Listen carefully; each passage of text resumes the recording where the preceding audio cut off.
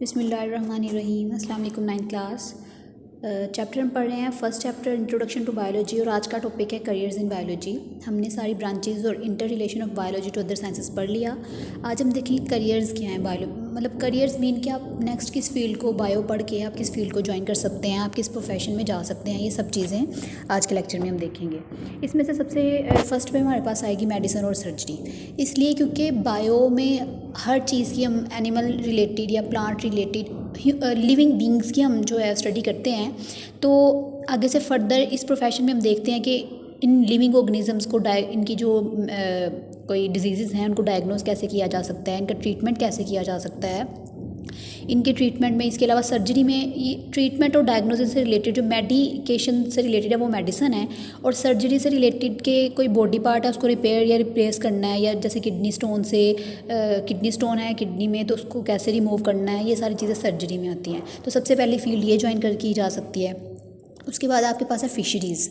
Fisheries नाम से पता चल रहा है हमें, इसमें फ़िश प्रोडक्शन को देखा जाता है। मतलब फ़िश फार्म बनाए जाते हैं, उधर फ़िश की प्रॉपर जो है वो बड़े लेवल पे फ़िश प्रोडक्शन करवाई जा रही है। तो ये पाकिस्तान में डे बाय डे जो ट्रेंड है ये इसका इंक्रीज़ हो रहा है फिशरीज़ का। उसके बाद आपके पास नेक्स्ट आती है एग्रीकल्चर ज़राअत। वो सारी की सारी फील्ड जिसमें हम फूड क्रॉप्स एनिमल्स के थ्रू हम सोर्स ऑफ फूड कैसे जो है उनको हम फूड के तौर पे यूज़ कर सकते हैं, या प्लांट्स की जो प्रोडक्शन है वो कैसे इंक्रीज़ की जा सकती है, कौन कौन सी फर्टिलाइज़र्स यूज़ करने से वीट और राइस कॉर्न वगैरह की जो है प्रोडक्शन इंक्रीज़ की जा सकती है। ये सारी की सारी फील्ड जो इस तरह से रिलेट करती है ज़राअत के साथ, वो हम एग्रीकल्चर के जो है ना करियर में पढ़ते हैं। उसके बाद आपके पास है एनिमल हस्बेंड्री में बेसिकली हम देखते हैं कि एनिमल्स की केयर और ब्रीडिंग के जो वेज़ हैं वो कौन कौन से हैं। लाइक ये किया जा रहा है कि ऐसी कैटल और शीप्स देखी जा रही हैं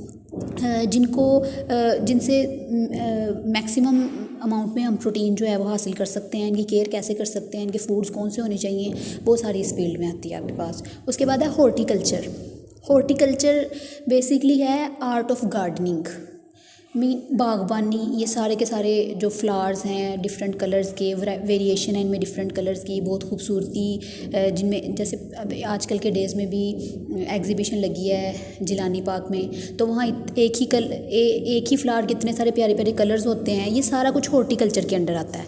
ठीक, ये हॉर्टिकल्चर में हम देखते हैं कि किस तरह अच्छी वैराइटीज़ जो हैं उनको ग्रो करवाया जा सकता है, कौन से मिनरल्स इनको रिक्वायर होते हैं, ये या कौन सी जीन्स हैं उनके आपस में उनको आपस में फ्यूज़ कराया जाए तो हॉर्टिकल्चर में डिफरेंट वैराइटीज़ प्रोड्यूस की जा सकती हैं। तो जो सारी की सारी गार्डनिंग से रिलेटेड फील्ड है ना वो हॉर्टिकल्चर है। उसके बाद आपके पास है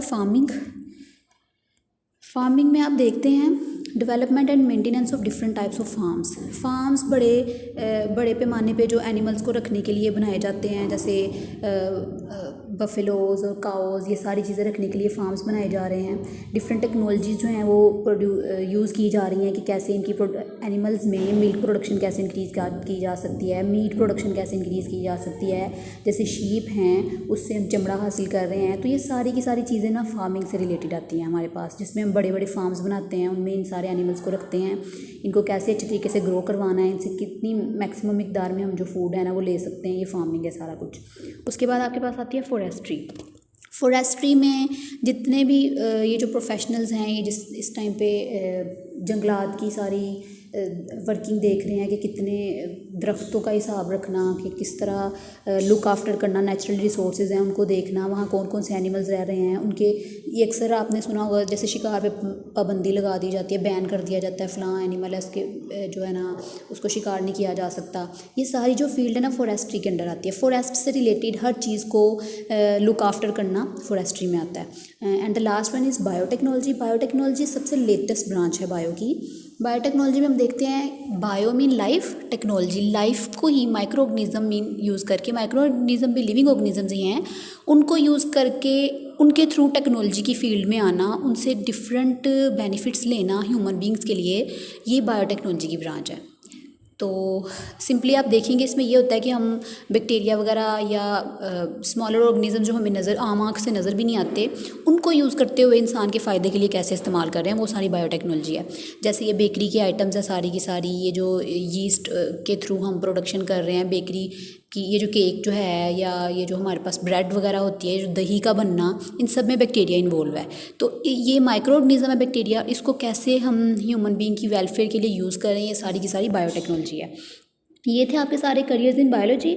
हमारी एक जो कंप्लीट जो पहला आर्टिकल है जिसमें हमने branches relationships of biology to other sciences और करियर्स इन बायोलॉजी, वो आज हमारा कंप्लीट हो गया है। तो आपने ये सारा लेक्चर देख लेना है क्लास। थैंक यू एंड अल्लाह हाफिज़।